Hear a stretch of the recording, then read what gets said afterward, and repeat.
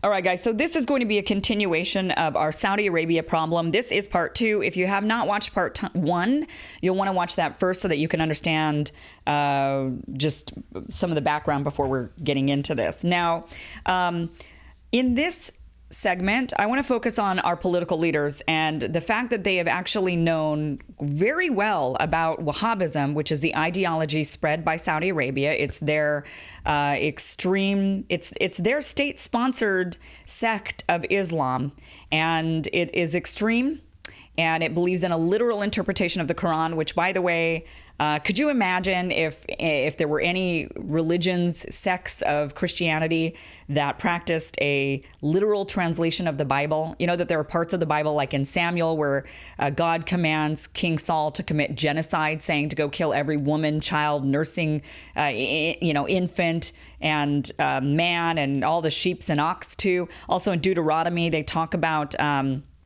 if a woman were to grab a man by his privates, let's say she sees her husband and another man fighting and she wants to save her husband, so she runs up to the other man and grabs his privates, talks about cutting her hand off, even in that scenario.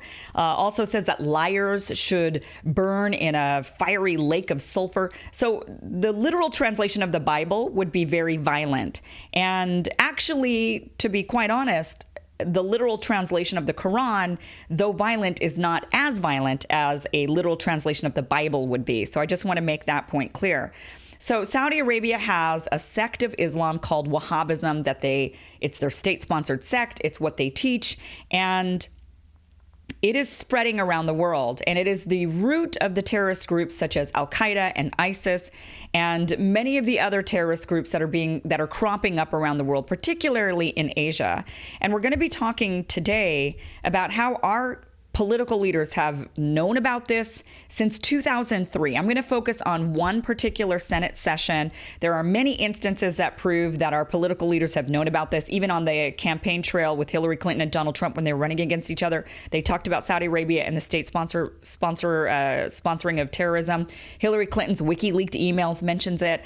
Obama knew about it. There's a lot of instances of our political leaders, but I want to focus in on this one judiciary hearing for the Committee of the Judiciary for the Senate, which really showcases how much our political leaders have known, how much they've known about the spread of it here in the United States, Wahhabism in the United States, which is a big problem, and how they've known that Saudi Arabia is the culprit behind this.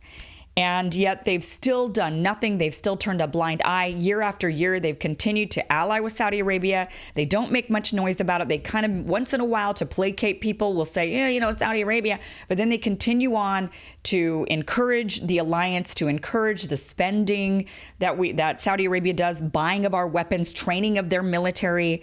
So we're going to go over this. This Senate hearing was from June 26th of 2003. Now, the minutes are 26 pages long, so we are not going to read all 26 pages, but I am going to read quite a bit of this to you because but don't get discouraged just yet, because there's so much in here that is so important and relevant to what is going on today. There was even in the debate, Pete Buttigieg mentioned the Uyghurs in China. That is something that we need to discuss that's kind of pertinent in this. We've got Tulsi Gabbard, her being called a Russian agent.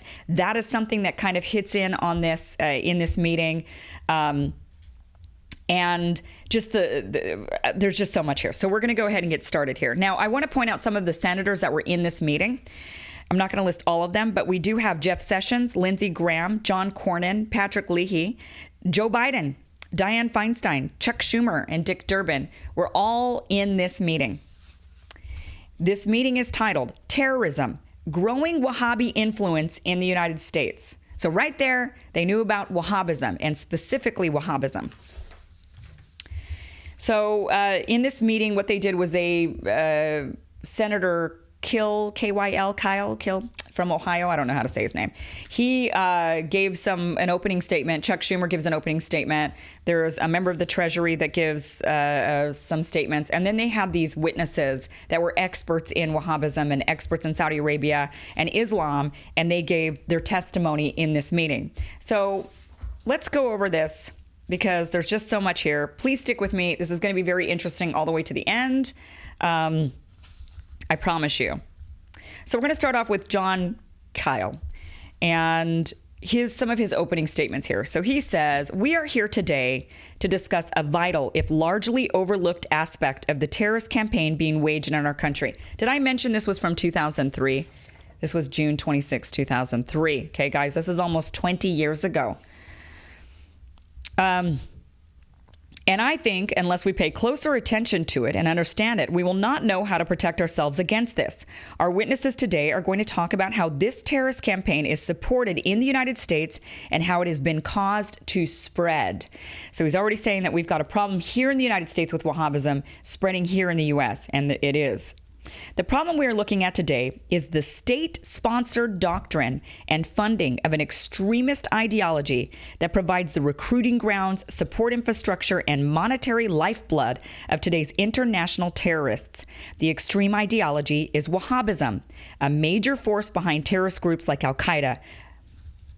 Nearly 22 months have passed since the atrocity of September 11th. Since then, many questions have been asked about the role in that day's terrible events and in other challenges we face in the war against terror of Saudi Arabia and its official sect, a separatist, exclusionary, and violent form of Islam known as Wahhabism. So they know that it is Saudi Arabia's official sect. They know this. He says it is widely recognized that all of the 19 suicide pilots were Wahhabi followers. So they know this is Saudi Arabia's official religion. They know that all of the suicide attackers were Wahhabis. And yet, here we are, still allied with Saudi Arabia, guys, and really have done nothing to call on them to end their support of Wahhabism, to end their spread of Wahhabism, except write some letters and encourage them.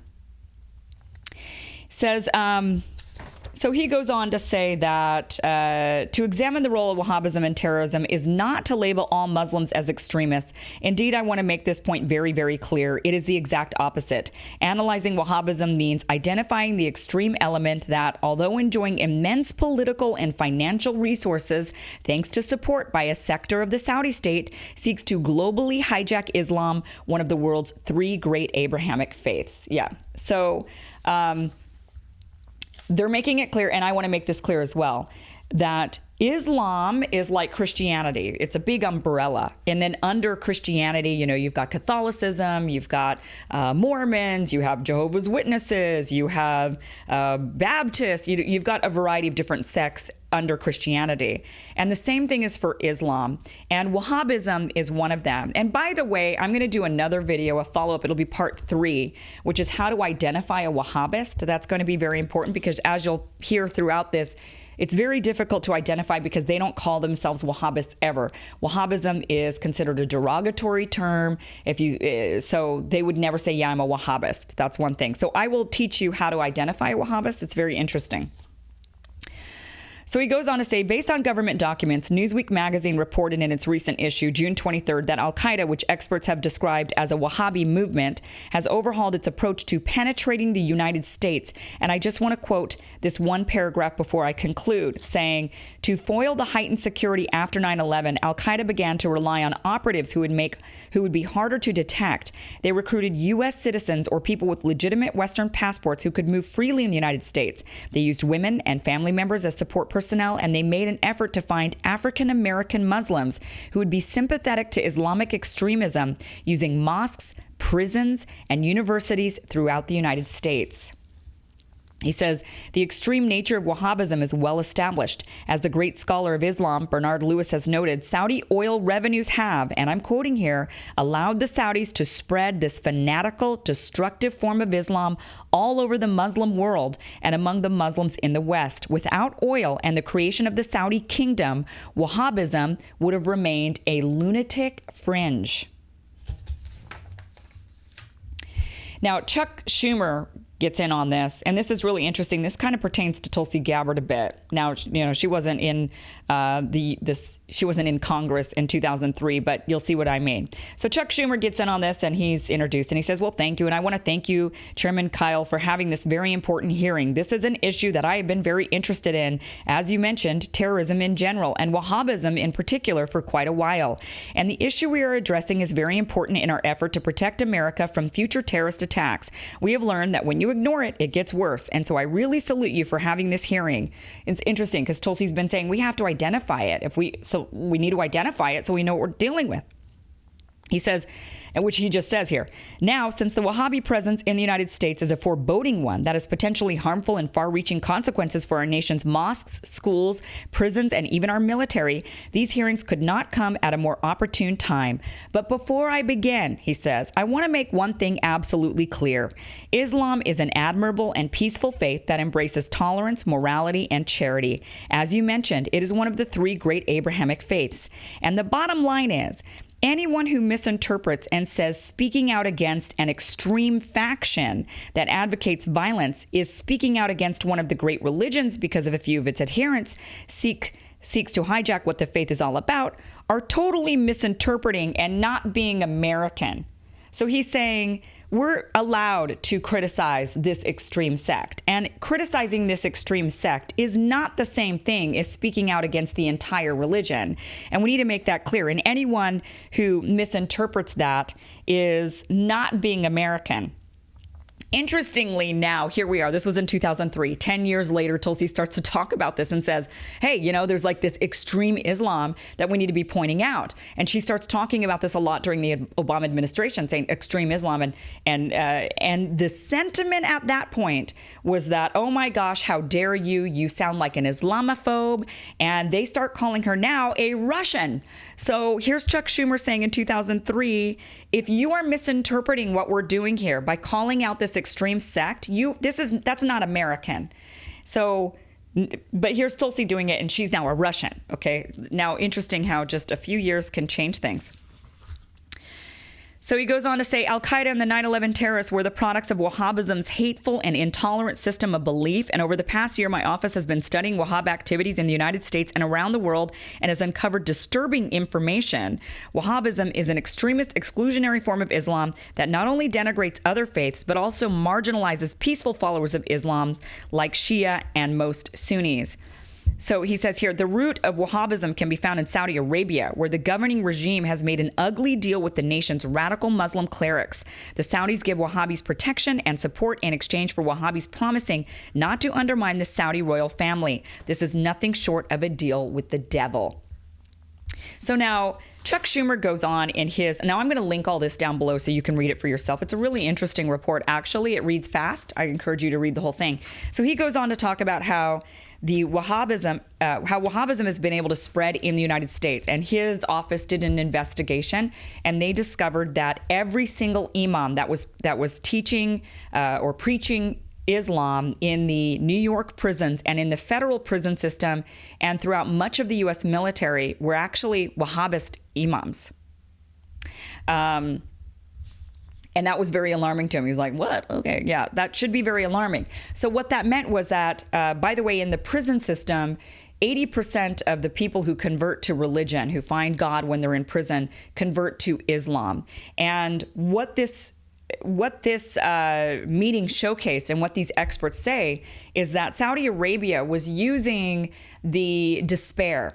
Saudi Arabia is very good at using despair, not only in the U.S., in our prison system, but around the world, and it kind of latches onto that despair and says, follow us, follow this. This is what's going to give you some meaning, this value, meaning, and, follow this. So Saudi Arabia was infiltrating our prison system and taking advantage of these African-American men who are being locked up in there and saying, white man has done this to you. This is really bad. Follow Islam because Islam is from your homeland.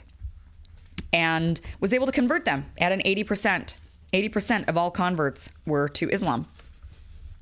Chuck Schumer says, I've written letter after letter to the Saudi government asking it to denounce the Wahhabi teachings of its madrasas and religious schools, which preach extremism, and stop funding them. I'm sure everyone will be shocked to hear that thus far I have not received any response from them indicating any change in policy.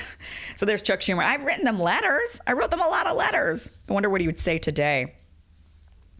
So he goes on to say also that the main, and I covered this in part one, a lot of the big Muslim groups here in the United States, ISNA, CARE, the American Muslim Foundation, that they're all Wahhabi sympathizers. So whether the organization, some of them have actually, like the Muslim Student Association, there's like the which is I mentioned it in part 1, but the Organization for Muslim Students in the United States was actually founded by Wahhabism.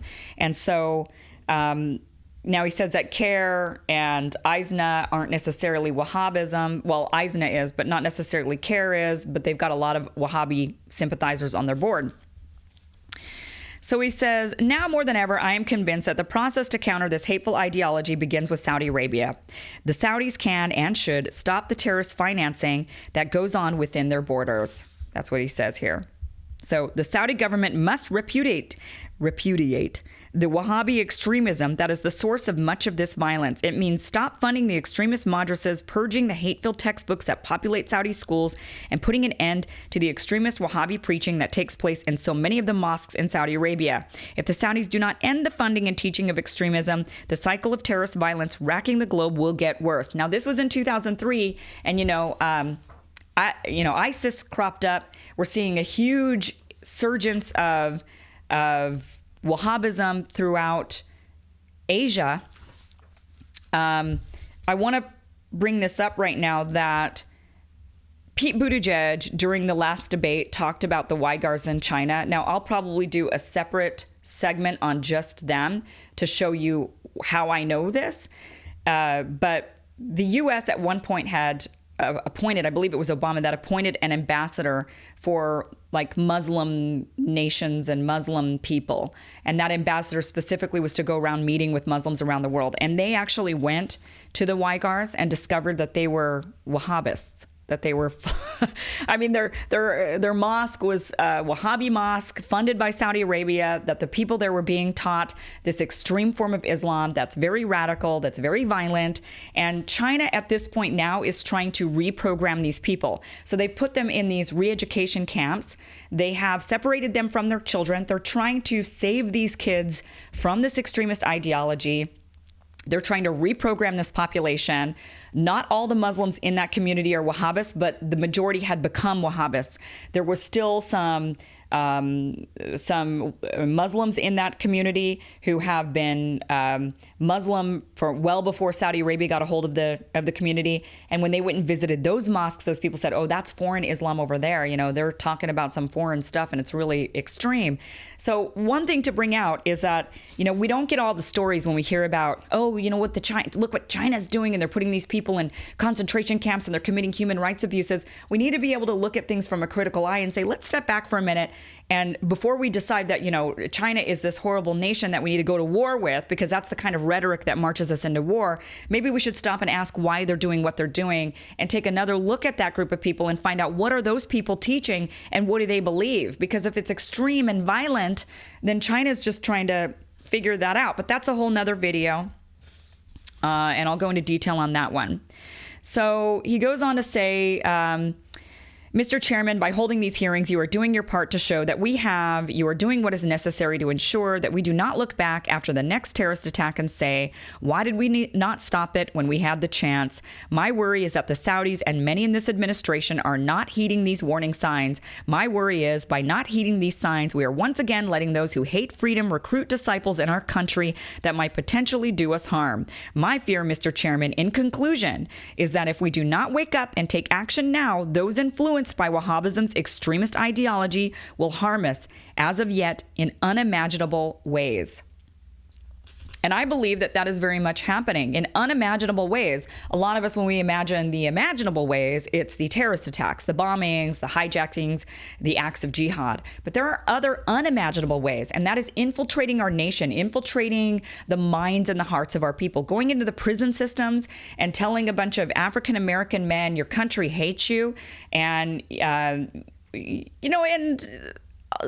and they've got a legitimate reason to think maybe that's true, right? So it's easy to then latch on to Wahhabism and say, yeah, you know what? They're locking us up in droves, so maybe they do. And then to kind of turn the sentiment against the country and to say this country's bad, this country's is a bad nation, evil nation. And we're seeing that today in 2019, heading into 2020. We're seeing that rhetoric very much strongly in our discourse. So unimaginable ways would be the tearing up of the nation, the turning of our people against the nation, the supporting of this Wahhabism in ways that are also unimaginable, like Pete Buttigieg saying, oh, save the Uyghurs, save the Wahhabist Uyghurs in China that are there wanting to be very violent against other groups of Muslims. I mean, that's crazy. I'm not going to have time to go through all of this, guys. I'm already at 20 minutes on this thing, and I'm just like barely even making a dent in what I want to talk about here. Essentially, though, so I'm just going to summarize here. The guy that from the Department of the Treasury says that his job was essentially to ensure that the United States taxpayer dollars that were going for aid, humanitarian aid around the world, went for helping people build better lives. Says, we're not in the business of ideology. We're in the business of giving them economic opportunity, because a person with economic opportunity who sees a future isn't going to commit crime and become violent and kill themselves or others because they see a future for themselves and their family. However, he goes on to say Saudi Arabia, on the other hand, has been using their charity and their humanitarian and NGO organizations to not economically build groups up, but to convert them to this ideology. So instead of saying, here, let's better your economic opportunities, they instead say, here's God, here's Allah. Allah is going to be the one for you. All you have to do is not like all of these other people, and in fact, wage holy war against them, and you will be saved. You will have a better life in the next life. So he goes on to say that Saudi Arabia's tactic has been to latch on to despair and to use that despair to convert people.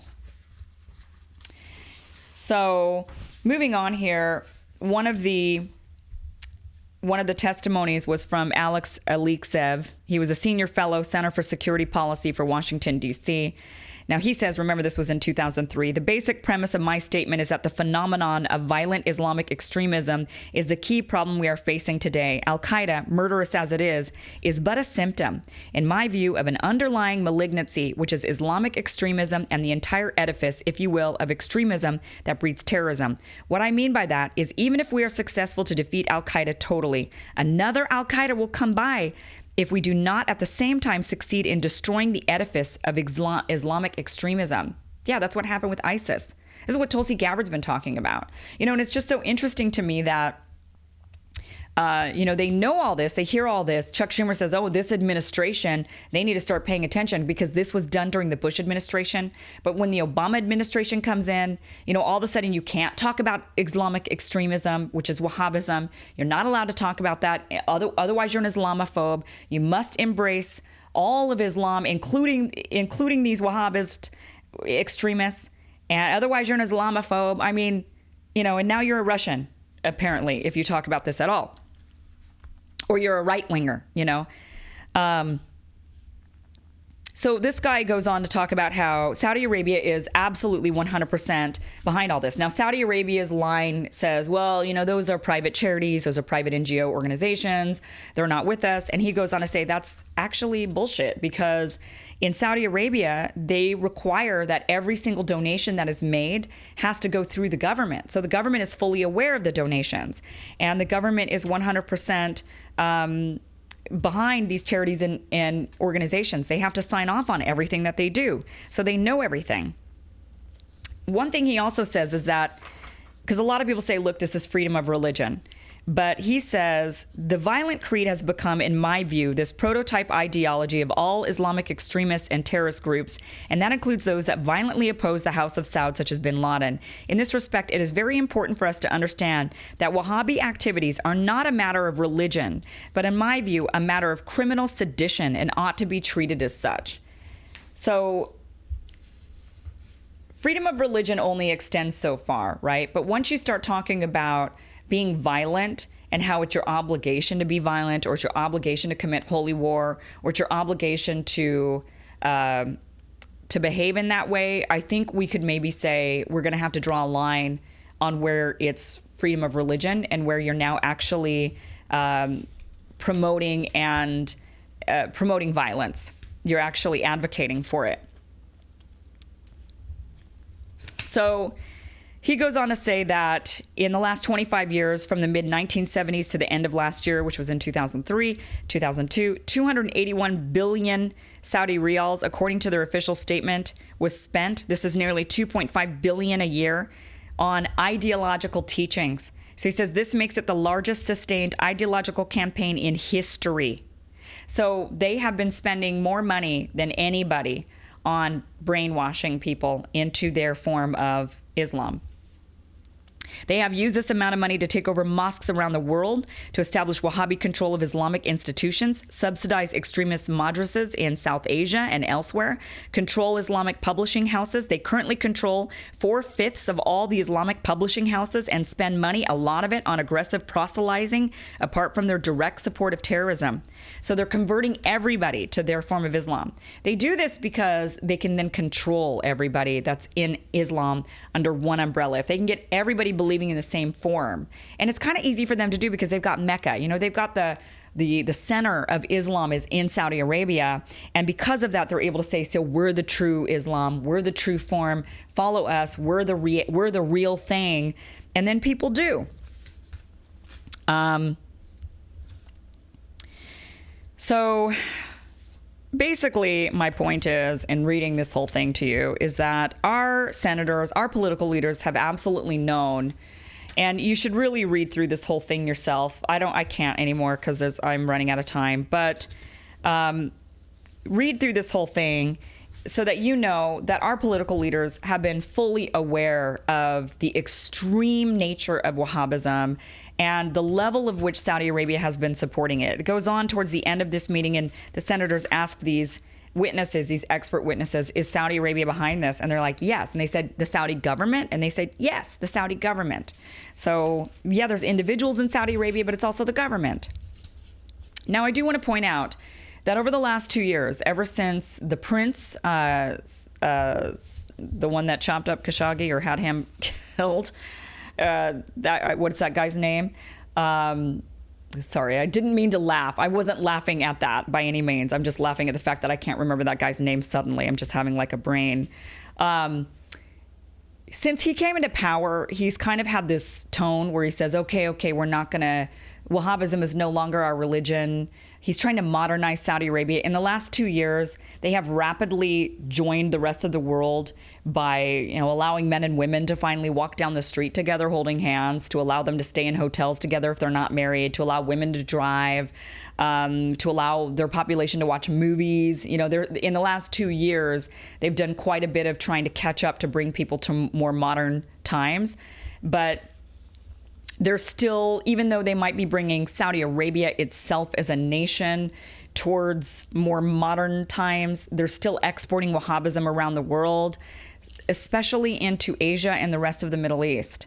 So, and here in the United States, it goes on in this meeting to talk about how the majority of our main mosques and the majority of our mosques in the United States are supported by Wahhabism. So they might not be Wahhabist mosques themselves specifically. The imams might not teach Wahhabism, but they're largely funded by Saudi Arabia and by Wahhabism supporters. So it's and when all of the materials that are published by Saudi Arabia that are translated to English are done by Saudi Arabia and they're Wahhabist materials, it's difficult to be a Muslim and not have some kind of Wahhabism seeping into your life, into your teachings, if you're going to a mosque here in the United States, or if you're going to any of the organizations that are for Muslims.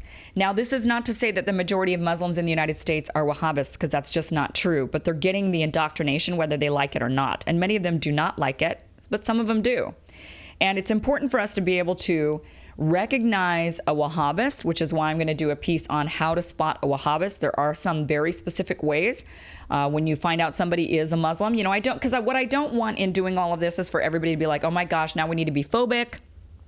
All these Muslims are practicing Wahhabism because they've been able to spread it effectively throughout the country. I think it's important to be able to identify.